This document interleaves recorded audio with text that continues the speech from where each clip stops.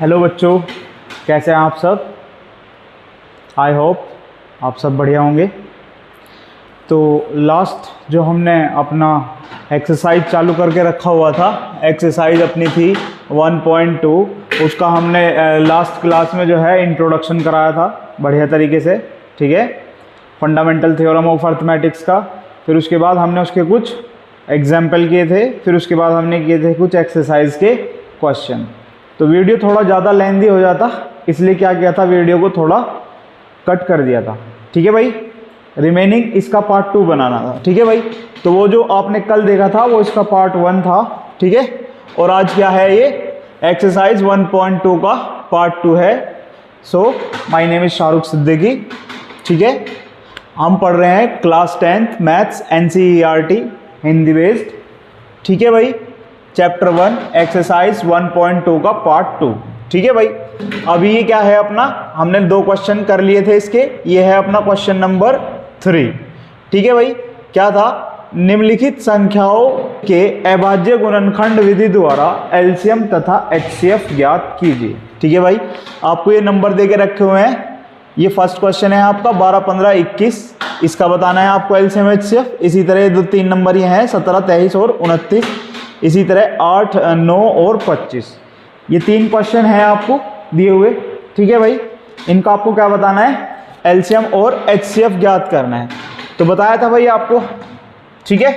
करें भाई, चलो एक बार वीडियो पॉज करके आप खुद से ट्राई करेंगे और जो है आप पहले खुद देखेंगे। अगर हो पाता है तो बड़ी अच्छी बात है, नहीं हो पाता है तो उसके बाद आप सॉल्यूशन देखेंगे, ठीक है। आप वीडियो पॉज करके क्या करें, इसका पहले आप खुद से सोल्व करें, और अगर नहीं हो पाता है तो आप क्या करें, फिर सॉल्यूशन देंगे, ठीक है भाई। स्टार्ट करते हैं, आ जाइए।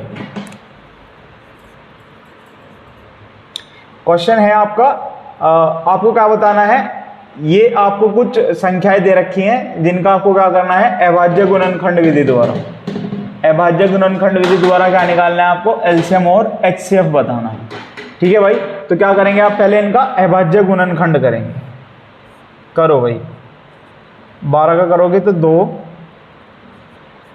2 से लगाओगे कितना आएगा, 6। अगेन 2 से लगाओगे 3 से लगाओगे 1। इसी तरह आप क्या करोगे, अगेन 15 का करेंगे आप।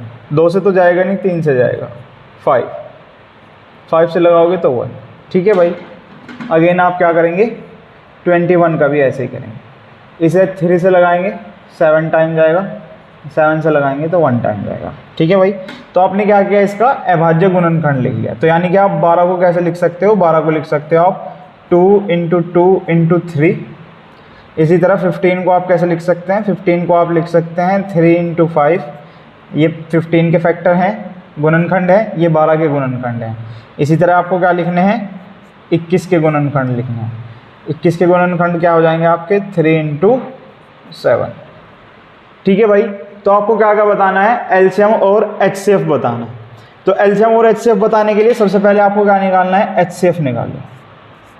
HCF की फुल फॉर्म क्या होता है, हाईएस्ट कॉमन फैक्टर। क्या होता है, हाईएस्ट कॉमन फैक्टर।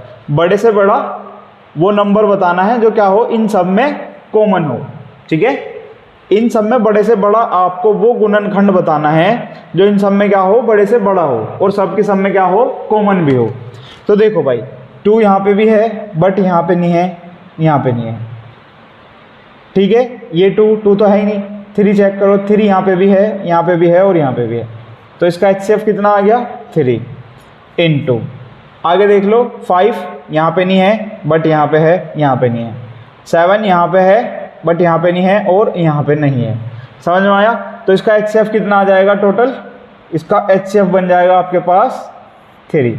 इसी तरह आप क्या निकालेंगे, इसका LCM।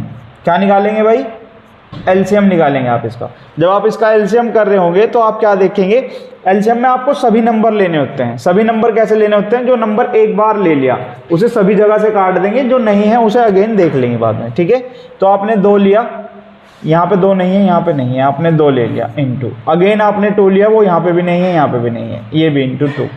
आपने 3 लिया, यहाँ से भी काट देंगे, यहाँ से भी काट देंगे, यहाँ से भी काट देंगे, तो 1 टाइम ही आएगा 3, ठीक है। अब उसके बाद ये 5 भी ले लेंगे आप, 5 × ये 7 भी ले लेंगे आप, सभी कट गए, सभी आ गए। ठीक है भाई, एलसीएम क्या बनेगा इसका, 2 दूनी 4 और 4 तिया 12 और 12 पंजे 60, 2 दूनी 4 तिया 12 पंजे 60 और 7 छिंग 42, 420। तो इसका एलसीएम कितना हो गया भाई, एलसीएम हो गया इसका आपके पास 420। ठीक है भाई, ये हो गया आपका क्वेश्चन नंबर फर्स्ट।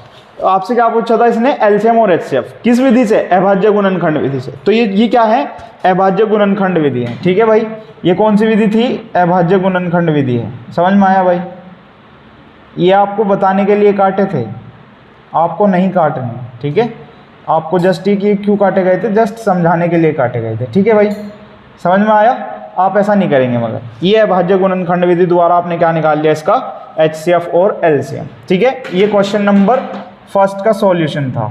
इसी तरह अब आप क्या करेंगे, सॉल्यूशन निकालेंगे किसका, क्वेश्चन नंबर सेकंड का। ठीक है भाई, 17 को लगाएंगे आप। 17 क्या है, 17 एक प्राइम नंबर है। तो प्राइम नंबर की डेफिनेशन क्या थी, प्राइम नंबर की डेफिनेशन थी वो सभी नंबर प्राइम नंबर होंगे जिनके क्या हो, केवल सॉरी भाई, जिनके केवल क्या हो भाई, 2 फैक्टर हो। तो 17 को या तो आप 17 से लगा सकते हो या 1 से लगा सकते हो। तो 17 ही आ जाएगा भाई, 17 1 जा 17। ठीक है भाई, इसी तरह नेक्स्ट करेंगे आप, तो ये आ जाएगा आपके पास 23। 23 भी क्या है आपका, एक प्राइम नंबर है, तो वो भी 23 से ही जाएगा। इसी तरह आप क्या लगाएंगे, 29 को लगाएंगे। 29 भी क्या है आपका, एक प्राइम नंबर है, तो वो भी 29 से ही जाएगा। तो इसकी प्राइम फैक्टराइजेशन क्या होगी, ये कैसे नंबर हैं, सब प्राइम नंबर हैं, तो आपको क्या करना पड़ेगा, इनको ऐसे ही लिखना पड़ेगा। अब अगर आपसे बात कर ली जाए तो इसका एचसीएफ क्या होगा, ये बढ़िया है, बताएगा कोई एचसीएफ क्या होगा भाई, लगाओ दिमाग, क्या होगा एचसीएफ, क्या होगा। देखो इसको इसके फैक्टर भी क्या होंगे, इसके फैक्टर 2 हो सकते हैं, या तो 17 या तो 1। इसके फैक्टर भी 2 हो सकते हैं, या तो 23 या तो 1। इसके फैक्टर भी 2 हो सकते हैं, या तो 29 या तो 1।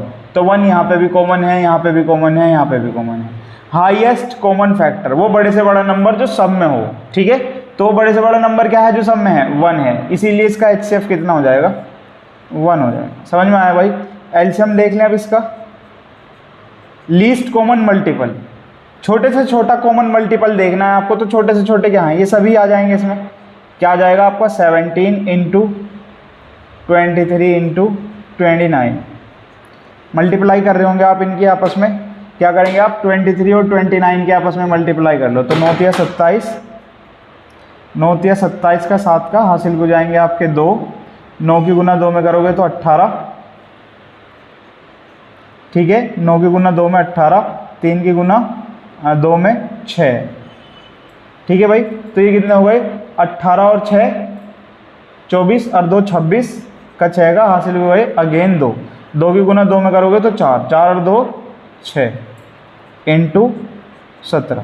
ठीक है भाई, 17 की अब आप क्या करेंगे, मल्टीप्लाई करेंगे इसमें।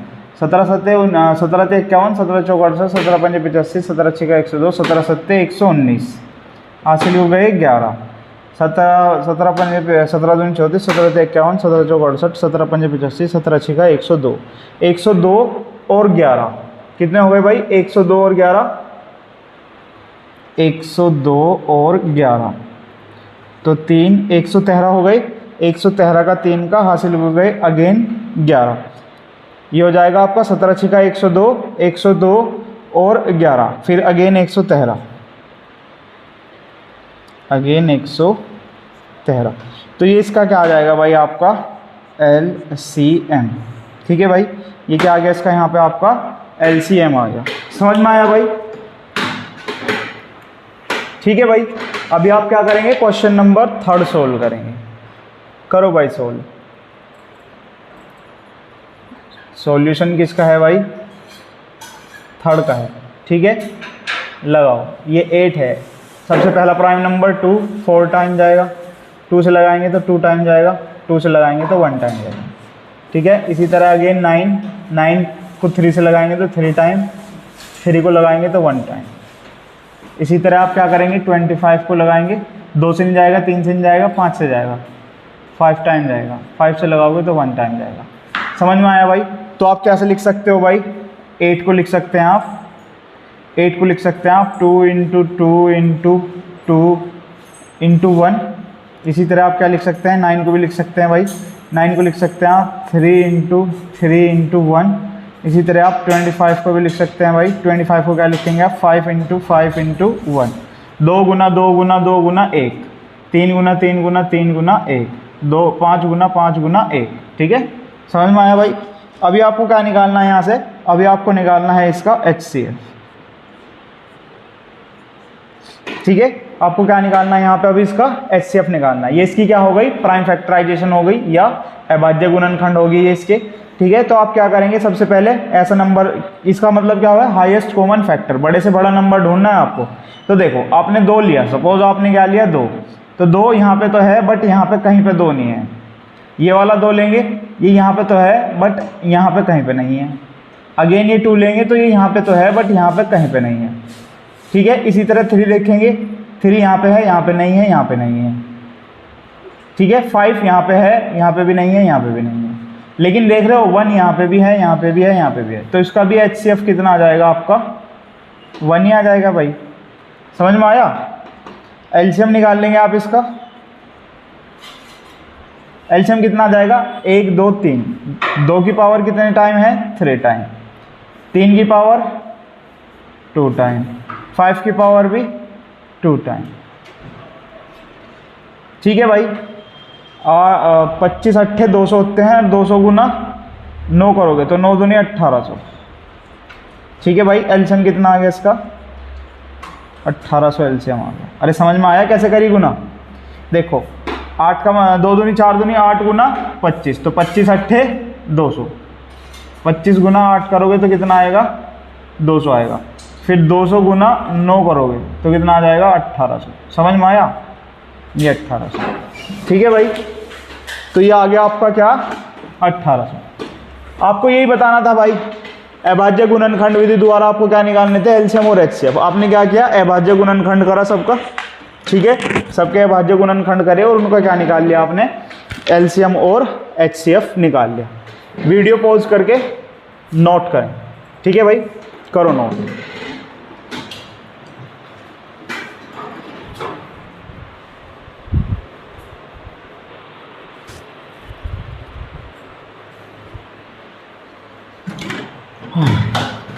ठीक है भाई, हो गया था क्वेश्चन थर्ड, नोट कर लिया था आप सभी ने। अभी देखिए, यह है क्वेश्चन नंबर 4। क्या कहा है इसने, यदि 2 संख्याएं दी गई हैं आपको 306 और 557, तो आप, ठीक है, 2 संख्याएं हैं 306 और 557 जिनका HCF जो है वो 9 है, तो आपको बताना है इनका क्या LCM। ठीक है, अगला क्वेश्चन बाद में पढ़ लेंगे जब करेंगे। ठीक है भाई, आपको क्या बताना है, 2 संख्याएं दे के रखी हुई हैं आपको और उनका क्या बताना है, आपको LCM बताना है। HCF भी आपको गिवन है। ठीक है भाई, सॉल्व कर रहे हैं, क्वेश्चन नंबर 4 को सॉल्व कर रहे हैं। ठीक है भाई, किसे सॉल्व कर रहे हैं, क्वेश्चन नंबर 4 को, जो आपको दिया है, जो आपको गिवन है डाटा।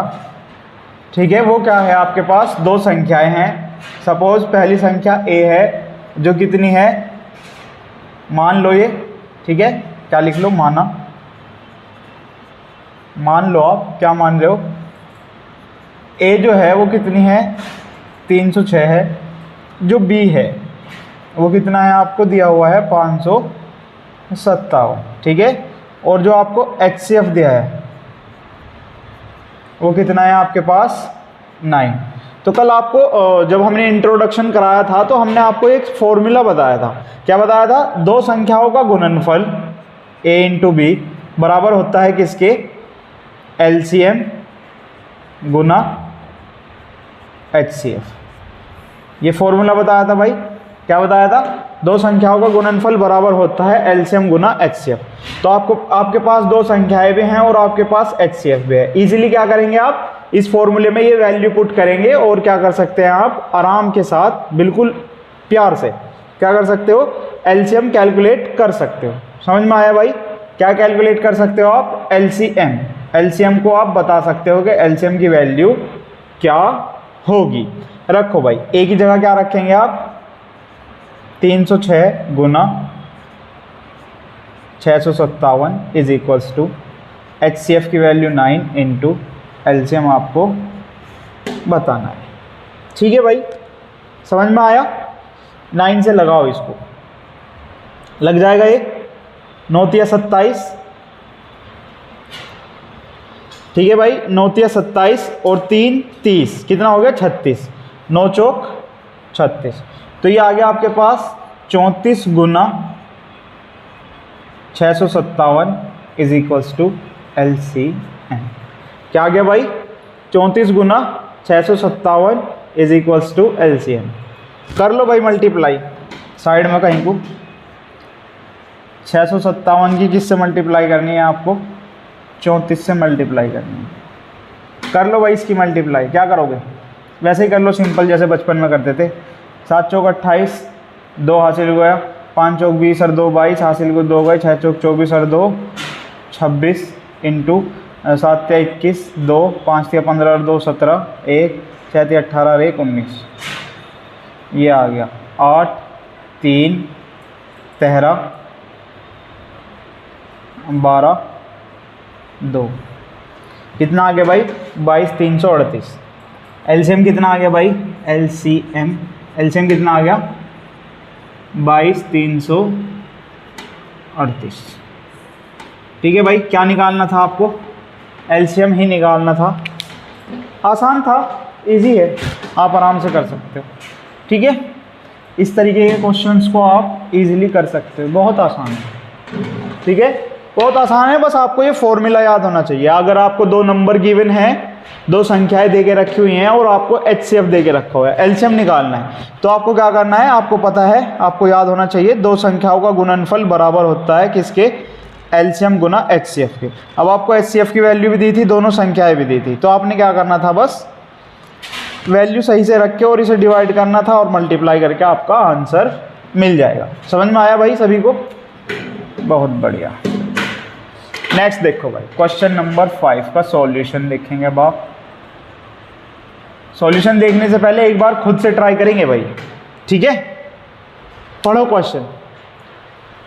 आपको बताना है 6 की पावर n के किसी भी मान के लिए आप n की कोई भी वैल्यू रखेंगे, सोल्व करेंगे, जो भी उसकी वैल्यू आएगी, जो भी उसका मान निकल के आएगा। ठीक है, तो 6 की पावर n के किसी भी मान के लिए आपको बताना है कि जो भी आपका सॉल्यूशन आया, जब मान आया, उसका इकाई का अंक 0 हो सकता है क्या? ठीक है, क्या बताना आपको? उसका इकाई का अंक 0 हो सकता है क्या, जहां n क्या है? एक प्राकृतिक संख्या है।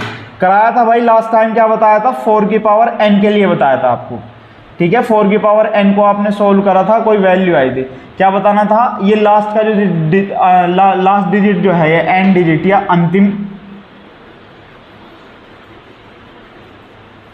अंतिम संख्या या इकाई का अंक, ऐसे लिखो आप, इकाई अंक।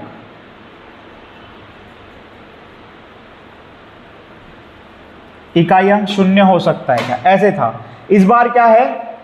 ये तो था आपका इंट्रोडक्शन में कराया था। ठीक है भाई, ये अभी क्या दिया उसने? अभी आपको दिया 6 की पावर n। तो इस बार आपको किसके लिए चेक करना है? 6 की पावर n के लिए चेक करना है। क्या बताया था भाई वहां पे भी? अगर आपको क्या चाहिए? किसी नंबर के लास्ट का डिजिट क्या चाहिए आपको? 0 चाहिए, 1 0 चाहिए। तो आपके पास क्या होना चाहिए? कम से कम 1 2 और गुना में क्या होना चाहिए? कम से कम 1 5, क्योंकि 2 का और 5 का जब आप गुना करते हो तो क्या मिलता है आपको? 10 मिलता है। तो यहाँ पे जो इसका यूनिट डिजिट है, इकाई अंक है, वो कैसा है? 0 है या 0 है। समझ में आया भाई? तो इसका इकाई अंक कैसा है? 0 है। अगर आपको जो इकाई और दहाई प्लेस पे जो अंक है, ठीक है, यानी यूनिट प्लेस और 10th प्लेस, इकाई अंक या दहाई के अंक पे आपको क्या चाहिए? लास्ट में 2 0 चाहिए। तो उसके लिए क्या बताया था पैटर्न? 2 की पावर 2 होना चाहिए कम से कम, और फिर 5 की पावर भी 2 होना चाहिए कम से कम। तो कितना आ जाएंगे? लास्ट के 2 डिजिट 0 आ जाएंगे। अगर आपको लास्ट के 3 डिजिट 0 चाहिए तो आपको क्या चाहिए होंगे? कम से कम 3 बार तो 2 चाहिए होगा, और कम से कम 3 बार कितना चाहिए होगा? 5। तो लास्ट के 3 डिजिट क्या आ जाएंगे? 0 आ जाएंगे। ठीक है, इसी तरह क्या बताया था? अगर आपको लास्ट के 4 डिजिट 0 चाहिए तो आपको क्या करना पड़ेगा? अंतिम 4 अंकों को 0 बनाने के लिए आपको क्या करना पड़ेगा? कम से कम आपके पास 4 तो 2 होने चाहिए, और कम से कम आपके पास 5 ही कितने होने चाहिए? 4 होने चाहिए। ठीक है, 4 तो 2 होने चाहिए और 4 ही 5 होने चाहिए। समझ में आया? तो आपके लास्ट डिजिट कितने मिल जाएंगे आपको?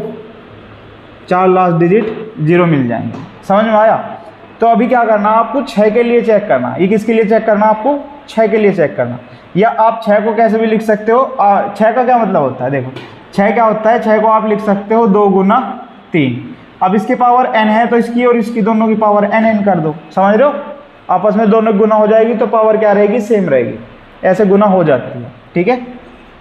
तो 2 की पावर n गुना 3 की पावर n, आप इसे ऐसे लिख सकते हो, ठीक है। तो देखो 2 की पावर n तो आपके पास है, लेकिन 3 की पावर n है यहाँ। अगर यहाँ 5 की पावर n होता है तो आपका काम आसान हो गया था। फिर हर डिजिट के लिए जो है n के किसी भी मान के लिए, चाहे वो फिर आप n को 1 रखते, 2 रखते, 3 रखते, 4 रखते, 5 रखते, dash dash dash and so on, चाहे जो रखते, लास्ट डिजिट आपको क्या मिलने वाले थे, लास्ट के डिजिट आपको क्या मिलते हैं, वो सब 0 मिलता ही मिलता। इकाई अंक आपको 0 मिलेगा ही मिलेगा।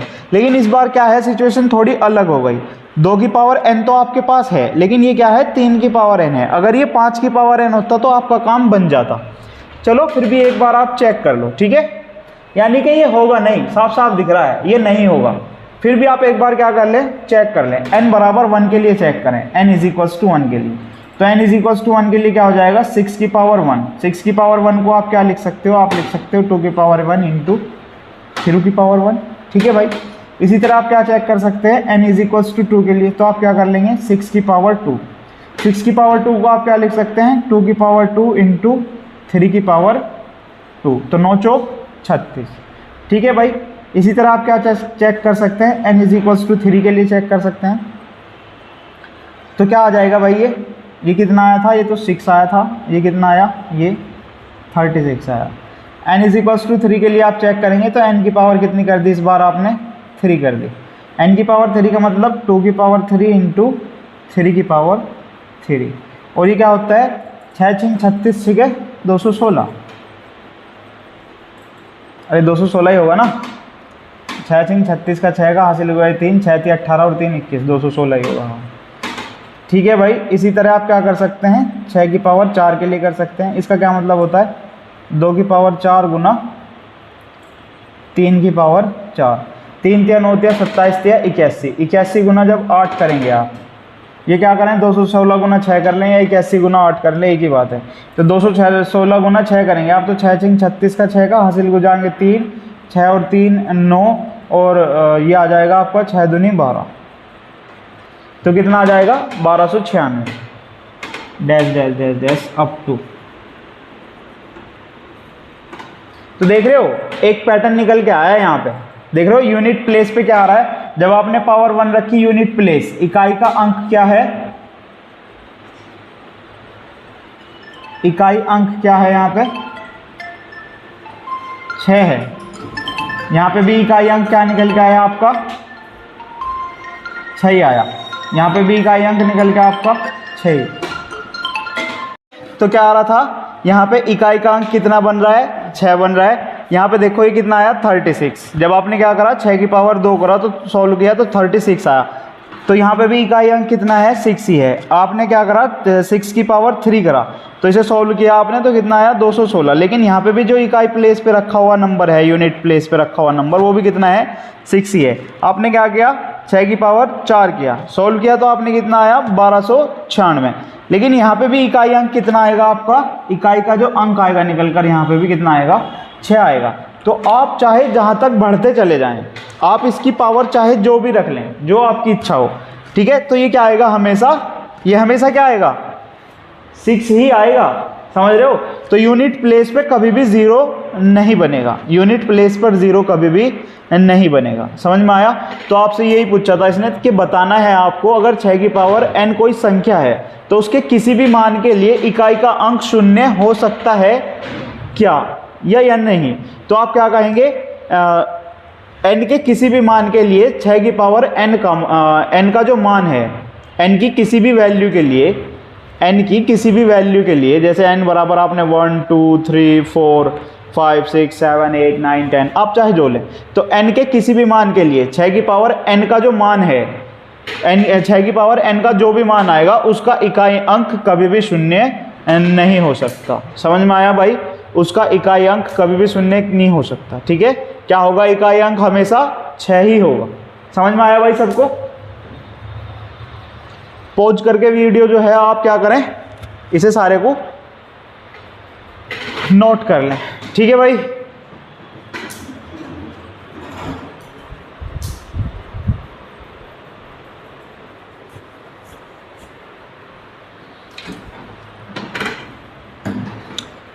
आ जाओ भाई।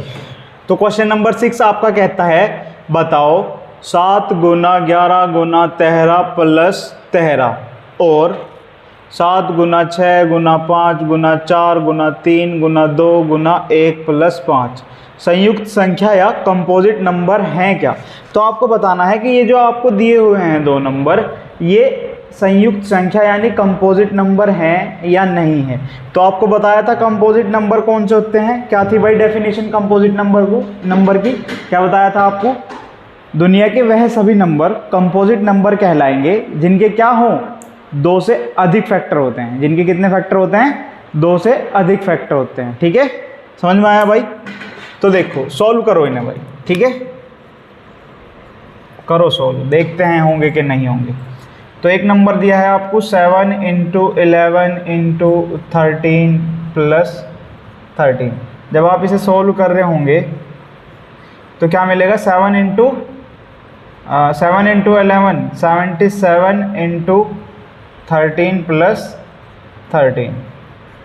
77 में जब आप 13 की मल्टीप्लाई करेंगे तो 13 7 91। बोर्ड मास रूल से करना है आपको सबको, ये किससे करना है आपको, ये बोर्ड मास रूल से। किससे करते हैं भाई सोल्व इस तरह के क्वेश्चन को, बोर्ड मास रूल से सोल्व। पहले ब्रैकेट, फिर ऑफ, फिर डिवाइड, फिर मल्टीप्लाई, फिर एडिशन, फिर सब्ट्रैक्शन।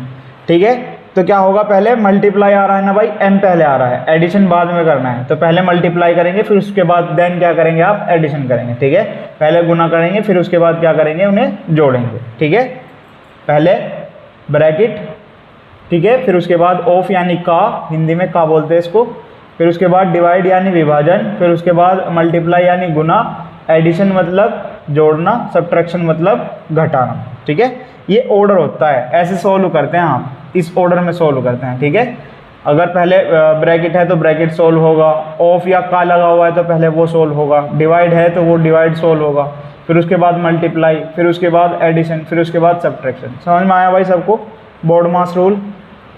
तो बोर्ड मास रूल के अकॉर्डिंग आपको क्या करना पड़ेगा, पहले मल्टीप्लाई करना पड़ेगा, उसके बाद ऐड करना पड़ेगा। कुछ बच्चे क्या करते हैं, इसमें पहले ही ऐड कर देते हैं, वो क्या हो जाएगा, गलत हो जाएगा। तो पहले आपको क्या करना है, इन सबका मल्टीप्लाई करना है, देन उसके बाद जोड़ना है। तो आपने क्या करा, 7 × 11 करा तो 77 आया, इंटू 13।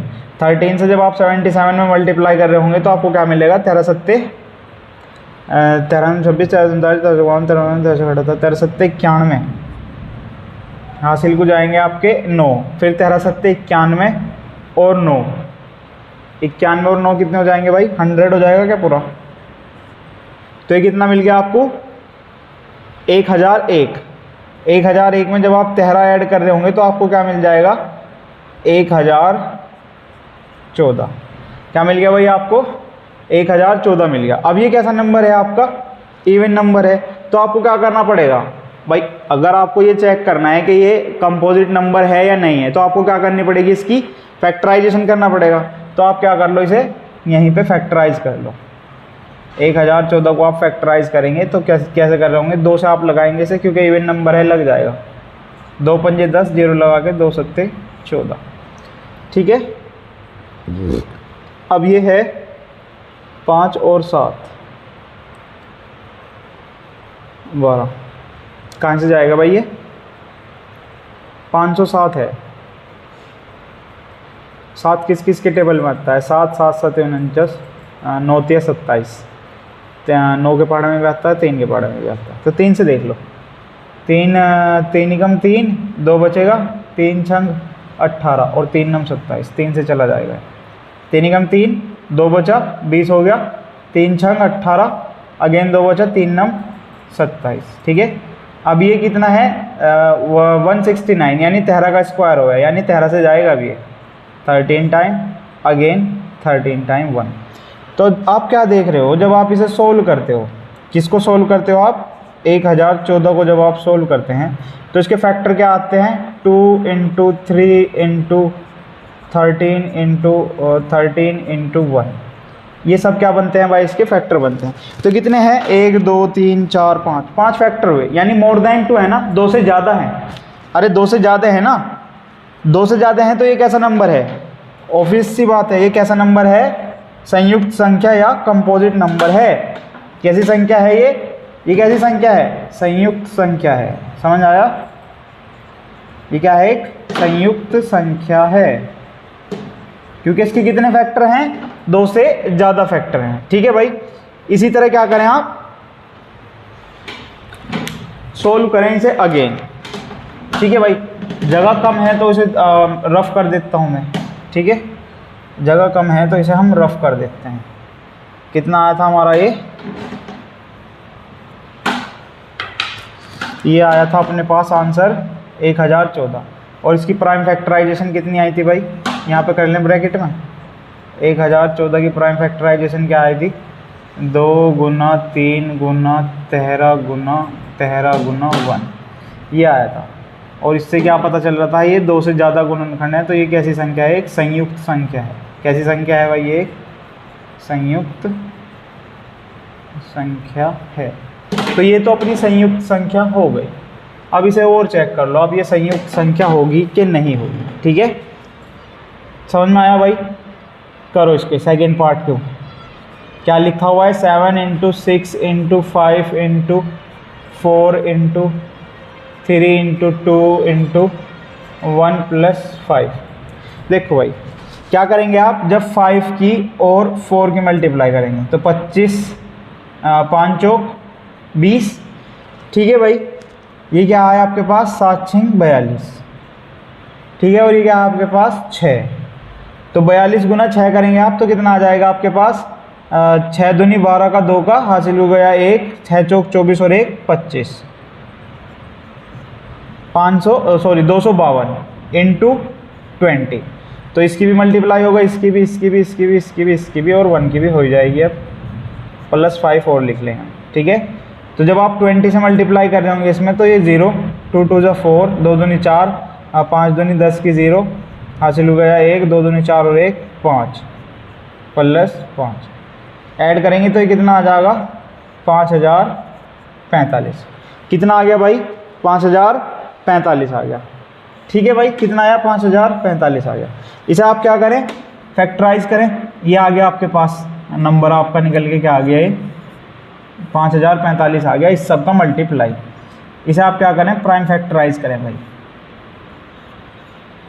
50 45, लास्ट का अंक 5 है तो ऑब्वियस है 5 से तो जाएगा ही जाएगा, तो 5 × 5 0, 5 × 9 45, 109 109, 3 से जाएगा क्या ये, 3 × 9 19, जाने का नहीं।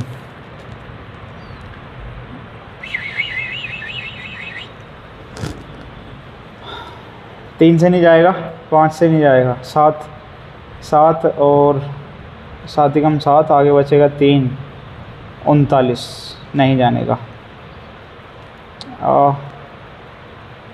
11 से भी नहीं जाने का। तो ये भी क्या है, एक प्राइम नंबर ही है भाई, ये 109 से ही जाएगा, तो 109 = 109। समझ में आया भाई। इसकी प्राइम फैक्टराइज क्या हो जाएगी भाई, इसकी प्राइम फैक्टराइजेशन क्या बन जाएगी, इसकी प्राइम फैक्टराइजेशन बन जाएगी 5 × 109 × 1। तो 1 2 3 कितनी है भाई, इसके कितने प्राइम फैक्टर हैं, 3 प्राइम फैक्टर हैं इसके, यानी 2 से तो ज़्यादा हैं भाई। अगर 2 होते तो ये प्राइम नंबर हो जाता, केवल 2 होते तो ये क्या हो जाता, प्राइम नंबर। लेकिन इसके क्या हैं, 2 से ज़्यादा हैं, 2 से ज़्यादा फैक्टर हैं, तो ये कैसा नंबर है, एक कंपोजिट नंबर है। ये संख्या भी कैसी है, एक कंपोजिट नंबर या संयुक्त संख्या है।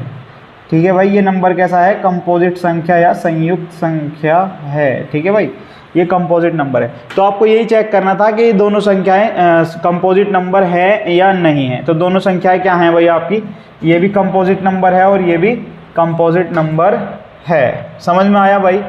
अब इस पे आ जाओ, समझ आया सभी को। ठीक है भाई, अभी क्या आ जाओ, दूसरी साइड पे आ जाओ। यहाँ पे लिखा हुआ है कोई लड़की है सोनिया, वो एक वृत्ताकार खेल का मैदान है जिसका एक चक्कर लगाती है कितने टाइम में, किसी वाहन से 18 मिनट में। जबकि एक लड़का है रवि, उसी मैदान का चक्कर जो है वो कितना लगाता है, एक चक्कर 12 मिनट में लगा देता है। यदि वे दोनों एक साथ, दोनों कहाँ हैं, वो किसी एक पॉइंट पर खड़े हुए हैं और दोनों को क्या करा जाए, एक साथ छोड़ा जाए, यानी दोनों को एक साथ दौड़ने के लिए साइकिल या मोटरसाइकिल जो भी वो चला रहे हैं उन्हें चलाने के लिए बोला जाता है, तो क्या होगा। देखो उसी मैदान का चक्कर तो जो अपनी सोनिया है वो 18 मिनट में लगाती है, जबकि रवि उसी मैदान का एक चक्कर कितने मिनट में लगा रहा है, 12 मिनट में लगा रहा है। तो जाहिर सी बात है, एक 18 मिनट में लगा रहा है, एक 12 मिनट में लगा रहा है, तो जो 12 मिनट में लगा रहा है उसकी स्पीड क्या होगी, ज़्यादा होगी। जो 18 मिनट में लगा रहा है उसकी स्पीड कम होगी, जो 12 मिनट में लगा रहा है उसकी स्पीड क्या होगी, ज़्यादा होगी। समझ में आया भाई। इतना पढ़ने के बाद ये बात पता चली, दोनों एक साथ एक बिंदु से एक ही समय पर चलना आरंभ करते हैं, किसी एक ही पॉइंट पर खड़े हैं दोनों, ठीक है, एक ही पॉइंट पे खड़े हुए हैं और एक साथ भागना स्टार्ट करेंगे, एक साथ चलना स्टार्ट करेंगे दोनों के दोनों। समझ में आया भाई। एक साथ चलना शुरू करते हैं और एक ही दिशा में जाते हैं, जा भी कहाँ रहे हैं, एक सिंगल डायरेक्शन में ही जा रहे हैं दोनों, ठीक है, एक ही दिशा में चलना शुरू करते हैं। तो वह दोनों कम से कम कितने समय बाद आरंभ बिंदु पर, यानी जहाँ से शुरू हुए थे उसी बिंदु पर एक साथ कम से कम कितने समय बाद मिलेंगे, ये आपको बताना है, ठीक है भाई। कम से कम कितने समय बाद एक साथ पुनः उसी बिंदु पर मिलेंगे जिससे वो क्या करा था, उन्होंने भागना शुरू किया था। समझ में आया भाई। सपोज तो ये क्या कर रहा है, कम से कम पूछ रहा है, क्या पूछ रहा है, कम से कम। कम से कम मतलब लीस्ट, ज़्यादा से ज़्यादा पूछता तो हाईएस्ट कॉमन फैक्टर यानी HCF पूछता, लेकिन इसने क्या कहा आपसे, यहाँ से कम कहा। कम से कम का मतलब क्या होता है, ये आपसे क्या जानना चाहता है, LCM जानना चाहता है। समझ रहे हैं आप बात, ये जानना क्या चाह रहा है आपसे, यहाँ पे LCM जानना चाह रहा है। एक डिटेल मेथड भी होता है इसका, आप क्या करें, माना सोनिया की चाल X, रवि की चाल Y, तो सोनिया एक चक्कर सपोज लगा रही 18 इंटू X टाइम में, इसी तरह रवि लगा रहा है 18 इंटू Y टाइम में। समझ रहे, एक डिटेल मेथड भी है, चलो दोनों से करा देते हैं, ठीक है। आप क्या करेंगे, पहले आप क्या लिखोगे, माना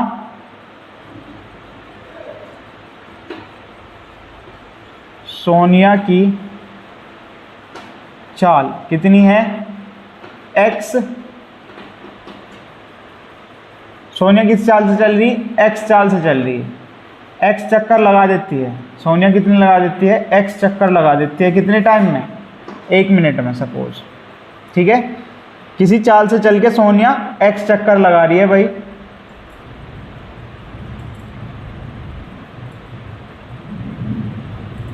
ठीक है, समझ में आया, चक्कर पर मिनट, ये चाल है भाई सोनिया की, ठीक है। इसी तरह आपने क्या कहा, आपने मान लिया अगेन, मान लिया आपने रवि की चाल,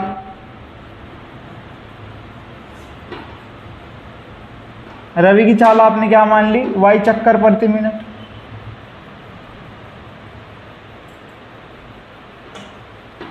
ठीक है भाई। Y इसकी चाल कितनी है, Y चक्कर प्रति मिनट, एक चक्कर कितने टाइम में लगा रही हो, 18 मिनट में। तो सोनिया कितना एक राउंड पूरा करने में सोनिया को कितना टाइम लगेगा, 18 इंटू X, जबकि एक ही राउंड पूरा करने में रवि को कितना टाइम लगेगा, 12 इंटू Y। समझ में आया भाई।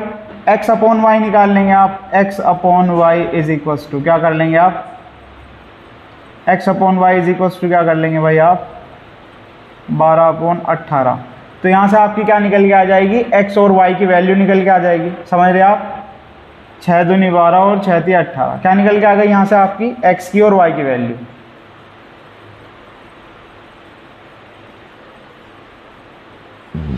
ठीक है भाई, क्या निकल के आ गया यहाँ से आपकी X की और Y की वैल्यू। अब वैल्यू पुट करेंगे, सॉल्व करेंगे और आंसर निकाल देंगे। लेकिन उससे मज़ा नहीं आने का, जो सेकंड मेथड है वो ज़्यादा बढ़िया है। आपको क्या निकालना है, जस्ट LCM निकालना है। आपके पास कितने नंबर हैं, 2 नंबर हैं, क्या है, एक 12 है और एक 18 है। तो 18 का LCM निकालेंगे आप पहले। 18 का जब आप LCM निकाल रहे होंगे तो 2 से लगा रहे होंगे, 2 × 18, 3 से लगाएंगे 3, 3 से लगाएंगे 1।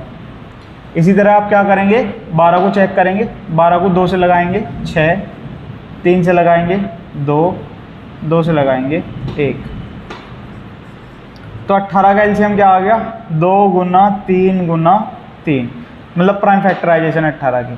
इसी तरह 12 की प्राइम फैक्टराइजेशन क्या आ गई, 2 गुना 2 गुना 3।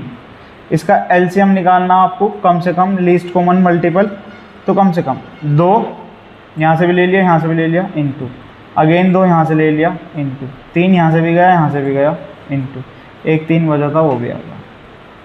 तो कितना आ जाएगा, 2 दूनी 4 और 4 नम 36। तो दोनों एक साथ कितने टाइम बाद मिलेंगे, 36 मिनट बाद मिलेंगे। आसान था भाई, ठीक है।